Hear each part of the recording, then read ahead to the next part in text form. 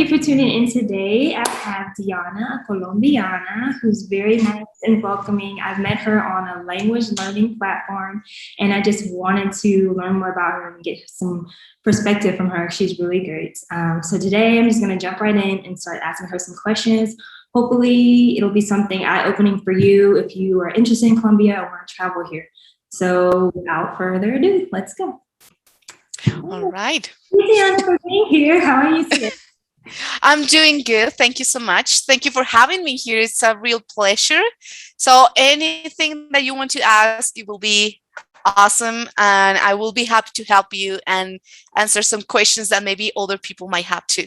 Awesome. I really appreciate it. I'm so glad to have you. All right, so let's get started. What would you say Colombians are most proud of about their country?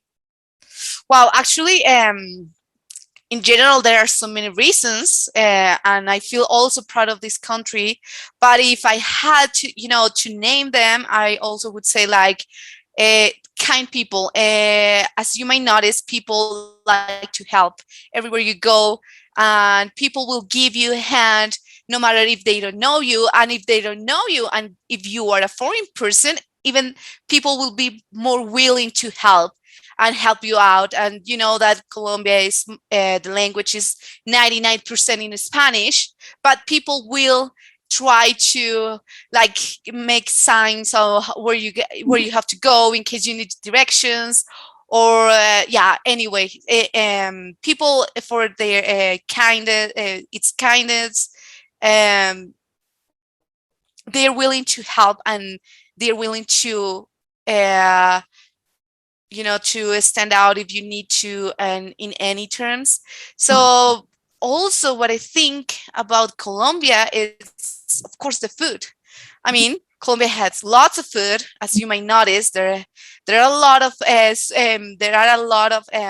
supermarkets where you can go and find so many different like variations of food, fruit, seasonings. I mean, it is huge. So, and I emphasize on this because when I was far away, I had also Colombian friends, and they were repeatedly saying like they miss a lot of food and they couldn't live without that.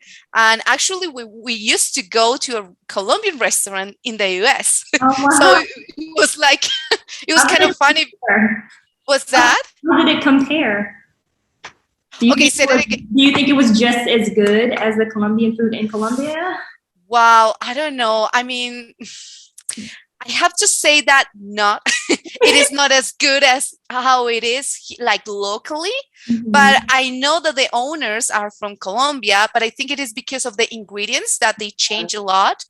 So I think that's why it is not as good as maybe if you come here, that which I will encourage you to come. But yeah, it is just because of that. The ingredients change a lot and the way of people cook.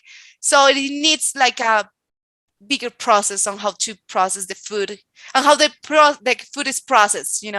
Gotcha. So you say pretty much the helpful nature of Colombians. They're very proud and of their just ability to be warm and welcoming, and then their food. So they're proud of the food they eat and they take pride in it. Awesome. Yes, Gotcha. exactly. So what would you say is the most popular type of music and dance in Colombia? Ooh, wow. I mean, this one, it's really like funny because people like to dance, and they like to listen music pretty loud, I have to say, but it's pretty awesome because people like to party out too.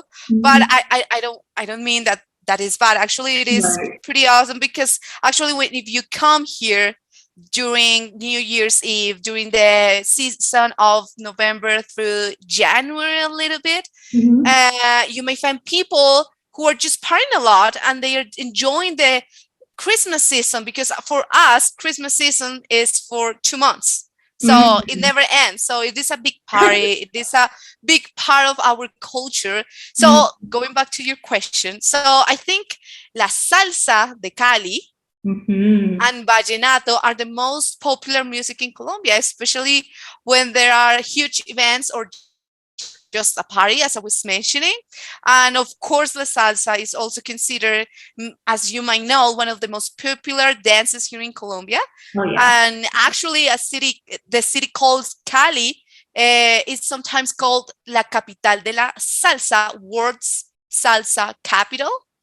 So, which means that basically people who want to learn how to dance salsa, you can go there and you will learn from the experts. I'm not an expert, but I still enjoy that. Yeah. That kind of dances, and how we enjoy a lot. Nice, nice. So salsa dance. So that would be the salsa music and the salsa dance would be the top in Colombia. Yes, I definitely know about the salsa because I actually live in Colombia, in Cali, Colombia. So there's salsa clubs and different classes you can take all over the place in Cali. So yeah, I need to actually jump on that before it's too late. Yeah, exactly. Salsa everywhere, Yeah. Would you call Colombia a diverse country? Why or why not?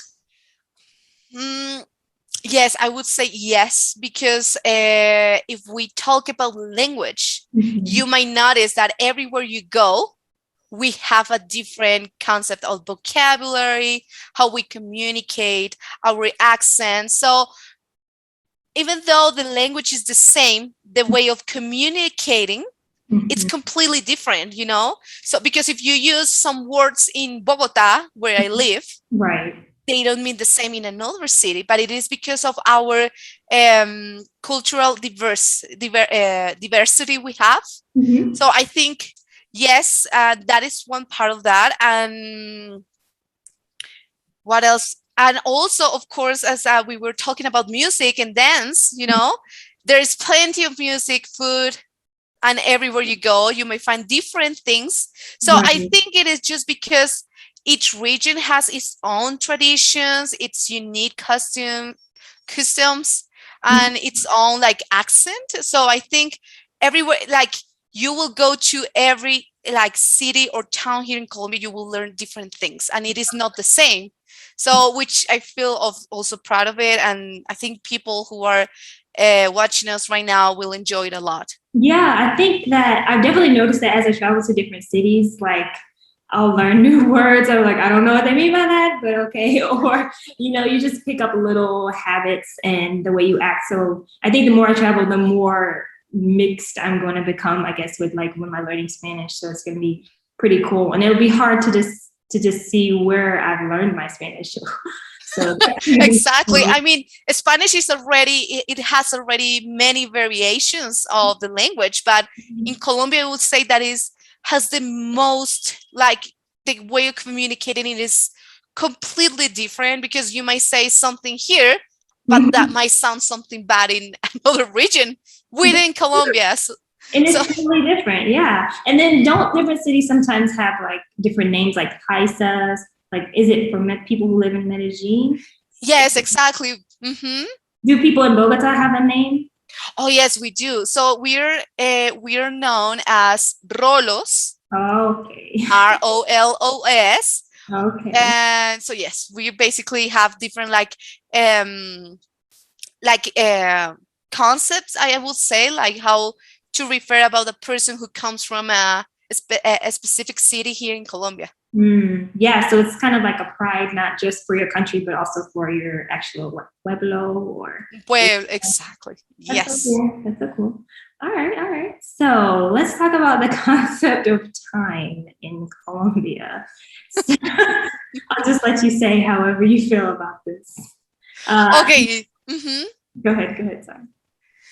Well, actually, this is pretty funny, I know I don't know how has been your experience with this concept of time when you are basically having new friends or new friendships with Colombians. But in general, I would say, unfortunately, we don't have a good concept of that, because sometimes we have, I might say that we have a code of, for example, we might say hey, let's meet up next Saturday, and it never happens.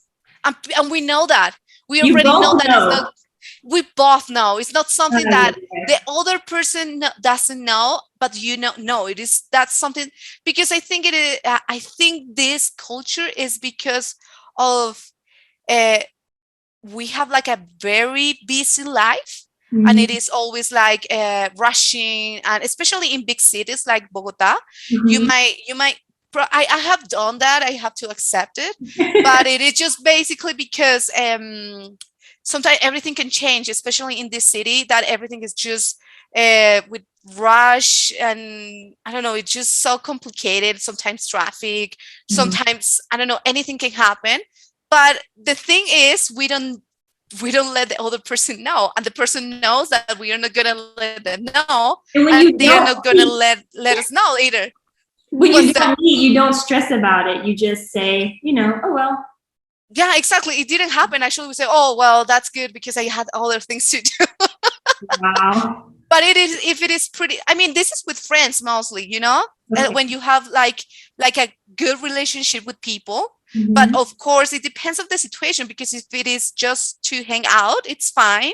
But if it is something like serious, like a meeting or Okay. something that you have to do with the person, I of see. course you will show up.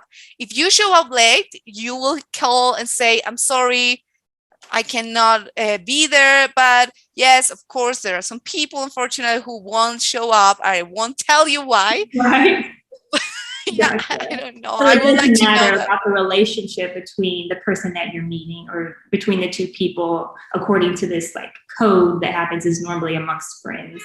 Yes, exactly. Yeah. Well, I really wish this concept of time changes over time, because I realize that it's pretty rude, you know, but I still understand that it's because of the situation of the country, situation of many things in life, that Right. it is pretty hard. So, yes, I think it's because of that. I have to say that. I see. I see. Okay. So moving along, let's talk about this concept of no and being direct. Oh, well, I really want to ask you, for you, it's easy to say no in general Oh terms? yeah, I'm from the US, so it's pretty easy for me to say no. Like in my culture, it's kind of like, well, you want to look out for yourself, make sure you don't overdo things, don't pile up too many things, don't put too many things on your plate, so to speak. So it's kind of like watching out for your own mental health in a sense. So Hmm. it's like, yeah, we'll say no, and we don't necessarily take it offense. If someone offers you something and you don't like it or it's not good for you, you can say no thanks and it won't be second guessed. So, but I think it's a little different in Colombia from what I can see. Yes, actually, it is pretty like interesting you're asking me that, because of course, I ask you because from your perspective, you come from the US. So now from my perspective, it's Mm-hmm. different, because yes, I went to the US.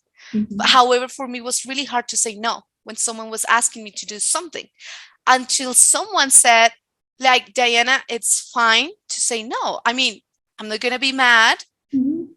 It is normal. If you don't feel like to do it, just say no instead of Mm-hmm. saying yes, because that is a problem. I mean, I think it is just something because of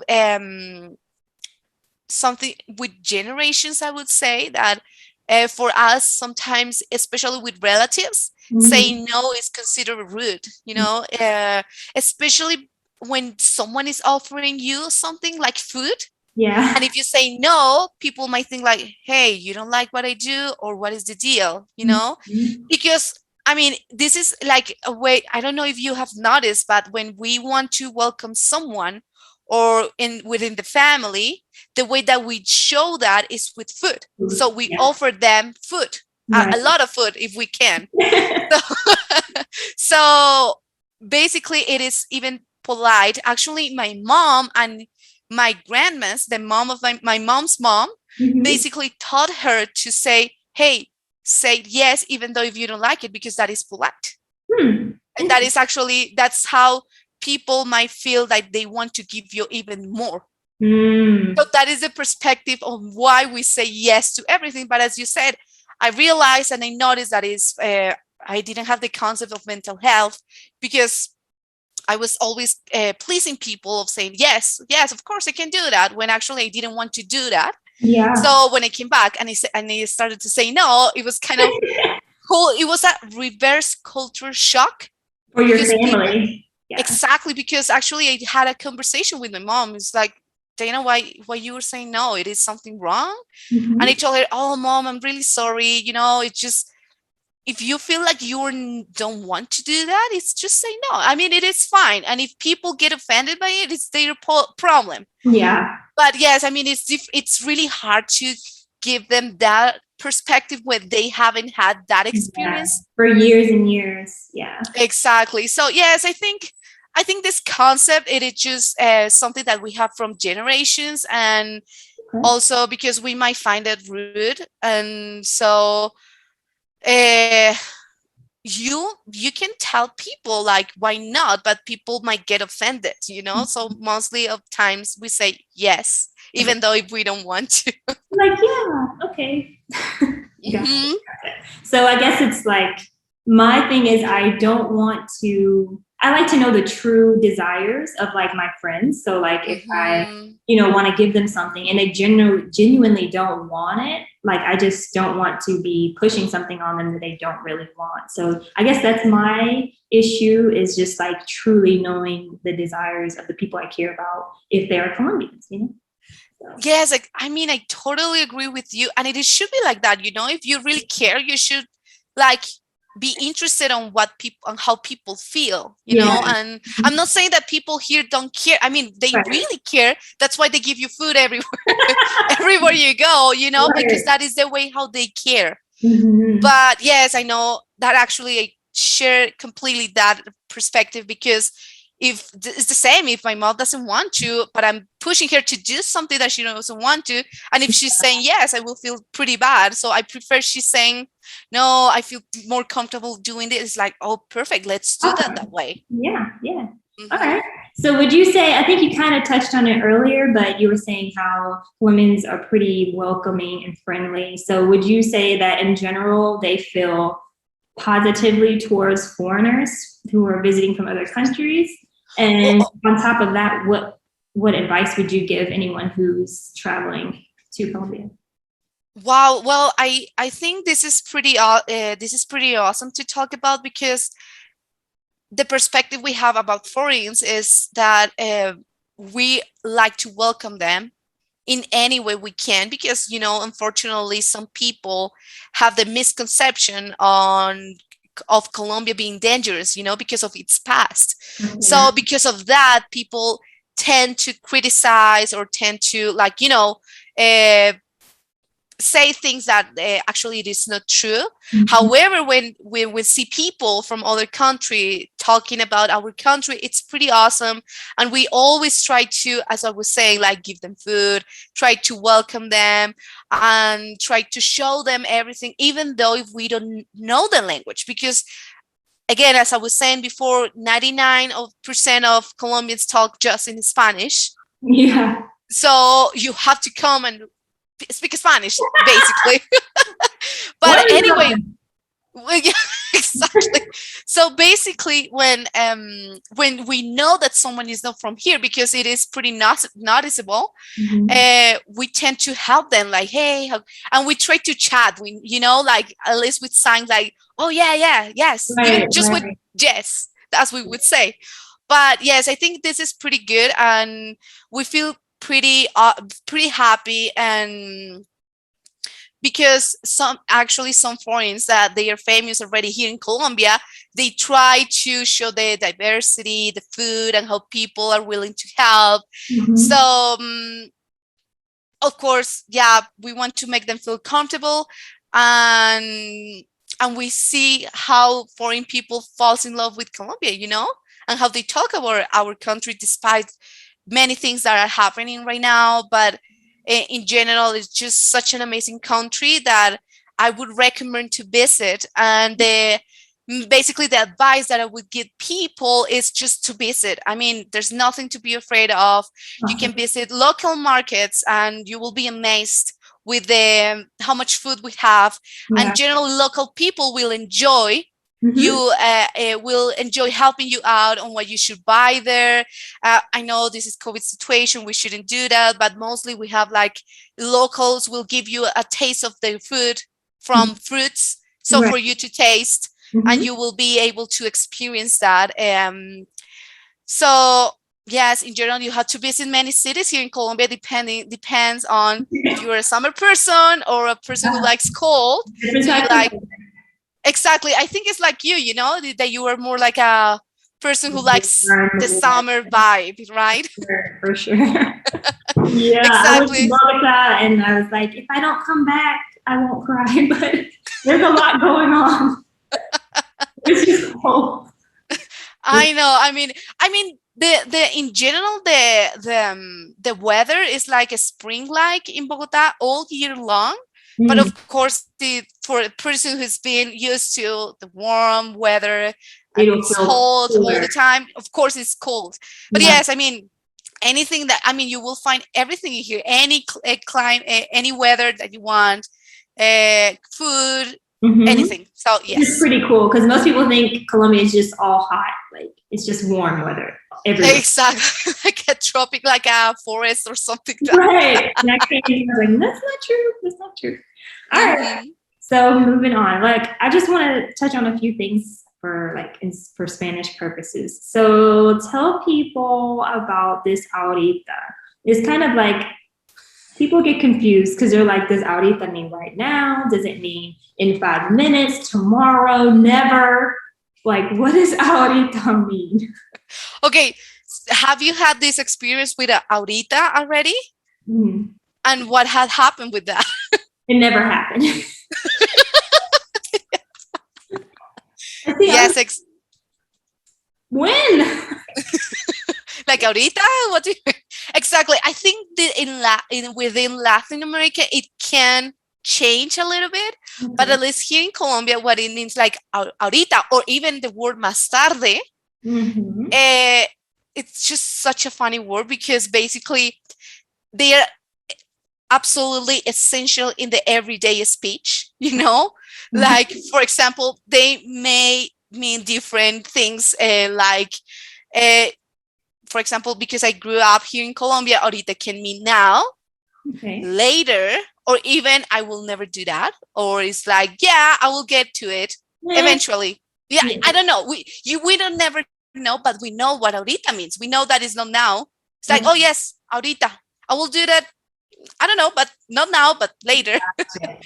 So yes, it always depends on what situation you are in. And for example, my mom, I think most Colombians will relate with this situation. Like my mom used to ask me to do the dishes, you know, but I always reply like, oh, ahorita, mom, ahorita. And basically she ended up doing the dishes because I never did that. Oh my God, poor mom. That's a nice mom because my mom would not be having that. No. Exactly. Hey, what? Oh, you're gonna wash these dishes right now. So yes, I think you have experienced that. Like, oh yes, I will send it you like in ahorita, but you never know. Ahorita means tomorrow, 2 weeks. Now, sometimes it means now. Now, if the person is in the mood of doing it right now, if they are not busy, but mostly it's just like ahora of well, I don't know. We'll see. Well, just wait. So you kind of have to judge like what's the situation and then who you're talking to. Kind of like, do they really mean right now or do they mean pretty much never? Yes, exactly. I think as you were saying, yeah, it depends on the situation and who you were talking to. I mean, to your boss, you might not say that unless you have that relationship of saying, oh yes, ahorita, but never happens, you know? Okay. But yeah. And then Kmax pues. What does this mean? Okay. When do people use it? Yeah. Well, actually, I want to ask you, in Cali, they use this expression of Kmax pues? No, not necessarily in Cali. I haven't heard it personally, but I've had someone else ask me, like, what do people mean in Colombia when they say Kmax pues? I'm like, I'm not sure. I haven't, so I don't have any experience with it personally, but I was hoping you would be able to shed some light on it. Oh, okay. Okay, well, Okay, with the que más pues, actually it comes from another city. I might guess, I hope I'm not wrong, with from Medellin. Okay. So basically it's just another way of saying how are you, but more in a really informal way. So Hmm. they are asking you like, hey, how are you? Okay. So sometimes it can also, I don't know, depends on the situation and the context. Hmm. It can also mean like, how you doing? You know, like it's Joey Okay. from Friends, It like was very informal, like, what's up? exactly, hey, how you doing? Exactly. So it's just like Okay. pretty like pretty relaxing way. Actually, I do that as a joke sometimes, like, hey, ¿qué más pues? Okay, But nice. because I have friends from there, and it is pretty funny, you know. Okay. But but yeah, this is just another way of saying "cómo estás," but this is pretty informal. So in Bogota, what do people normally say instead of like what's up? Like for what's up to their Okay, friends? we will say like "cómo vas," ¿Cómo vas? Okay. "cómo va todo," "qué tal," ¿Qué tal? eh, "qué tal pues." That's another one. ¿Qué tal pues? So yeah, I think everything has pues. I don't know. But yeah, there are many like ways of saying like how are you doing, Mm-hmm. what's up, and how are you in Spanish too. Nice, nice. Okay, moving on. So food. So what is the most popular food in Colombia? The most popular dish? Well, I think it just depends on perspective, you know, because for me, la bandeja paisa is one of the most popular dishes in Colombia, even though there are variations in each region.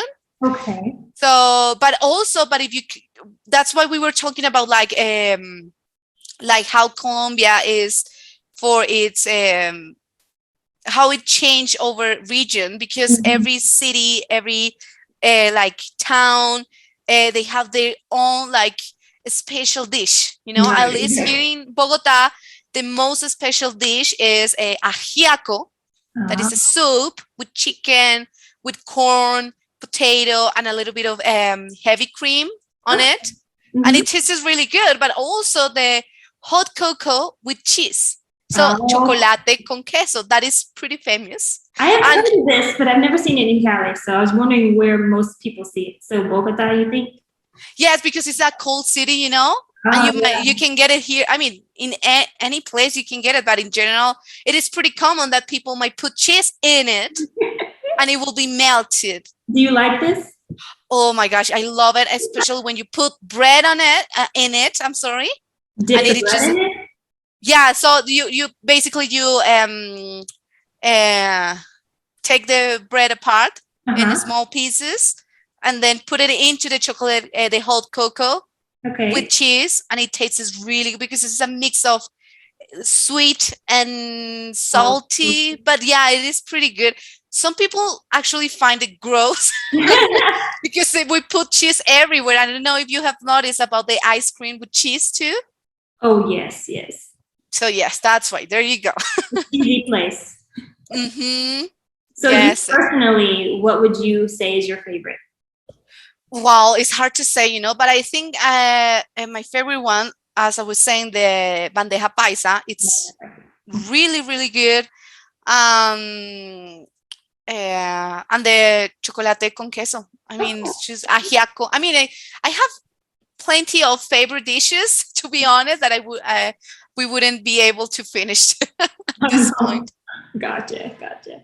All right, nice. All right, so I just want to tell people a little bit about you. So, of course, you're born in Bogota, like the city of Hmm. Bogota. Okay. Hmm.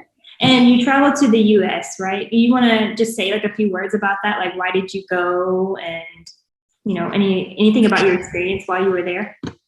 Oh yeah, so basically, the main reason I wanted to be there is because I wanted to learn English, you know, and I wanted to have the experience in another country to share the culture, Mhm. exchange how people work in certain situations. Right. And I had the opportunity to be there for 2 years, and basically, I went also there to find my path, my basically what I really want to do in life, because it's Gotcha. pretty hard. So yes, I think it was the one of the most and biggest opportunities I had. And these kind of opportunities are once in a lifetime, so it is not something that you can find it like just right in the corner. Right, And right. it's like, yes, I will go.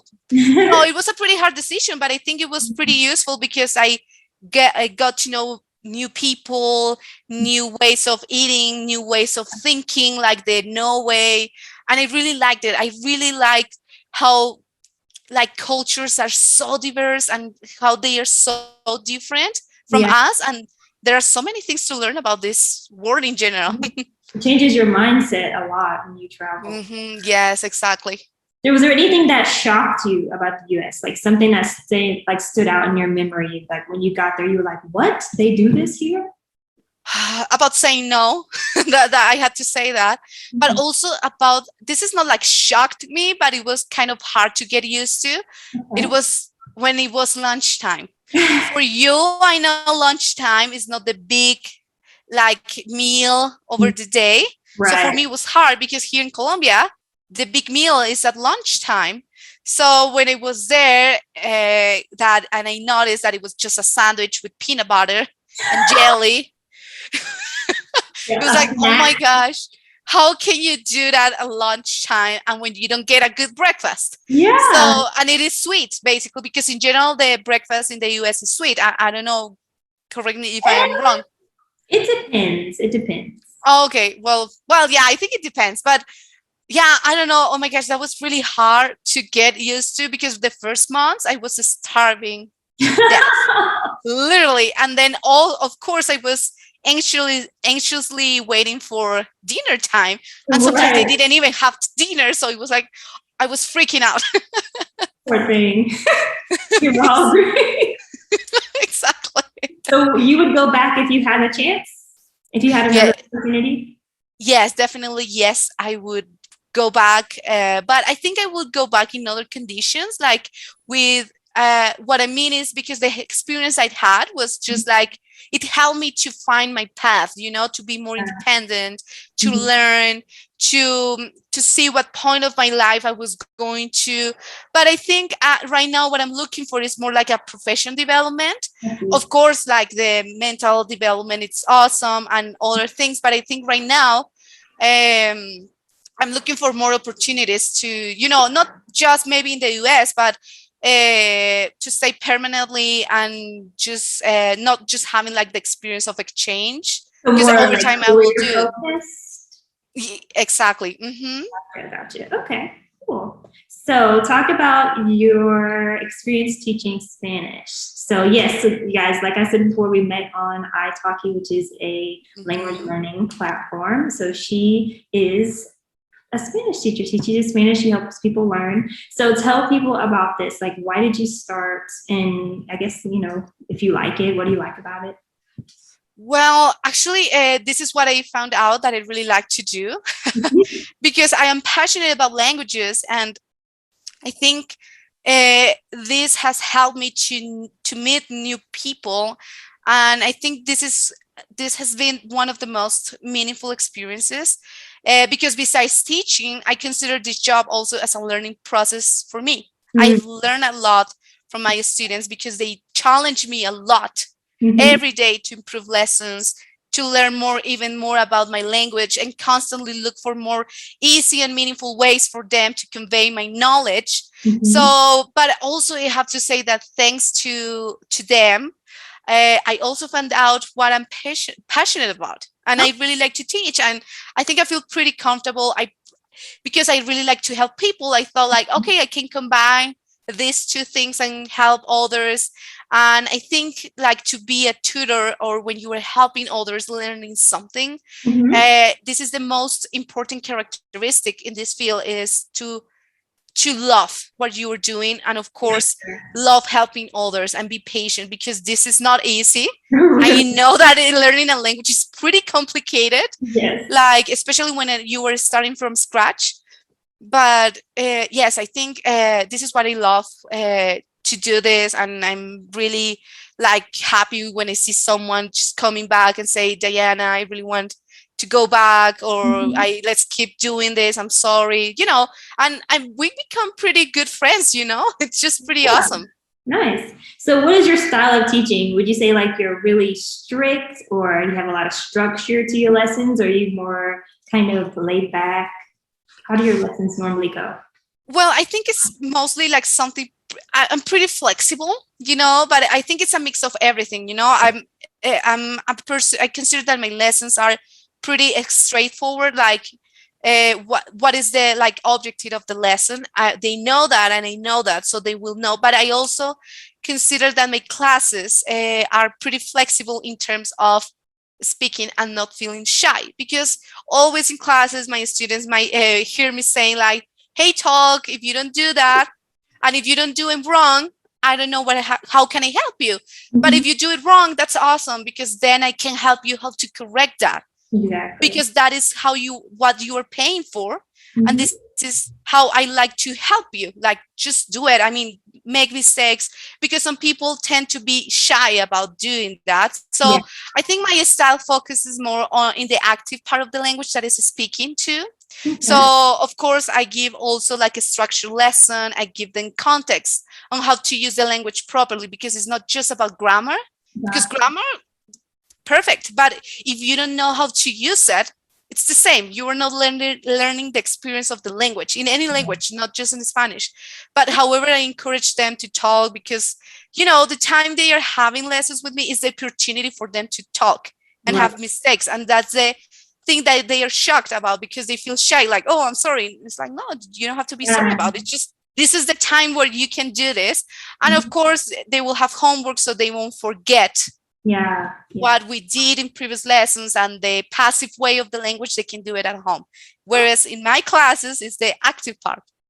Yeah, awesome. So you say you're pretty encouraging, you want your students to speak, and you're non-judgmental. So if they make a mistake, you're not going to bash them or anything. You just, help them along to improve. Yes, exactly. Yeah, I will correct them, of course. It's like, because if I don't correct them, it's the same if I'm encouraging, but exactly, because it's the same.